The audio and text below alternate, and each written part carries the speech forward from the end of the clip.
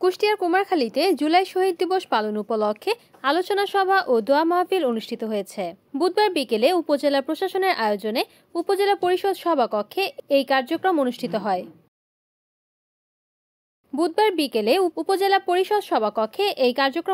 হয়। সভায় উপজেলা নির্বাহী কর্মকর্তা এস.এম. মিকাইল ইসলামের সভাপতিত্বে অন্যান্যদের মধ্যে উপজেলা সহকারী কমিশনার বিজয় কুমার জোয়ারদার, উপজেলা প্রকৌশলী নাজমুল হক, উপজেলা স্বাস্থ্য ও পরিবার পরিকল্পনা কর্মকর্তা ডাক্তার শামীমা আক্তার, উপজেলা কৃষি কর্মকর্তা রাইসুল ইসলাম সহ আরো অনেক উপস্থিত ছিলেন।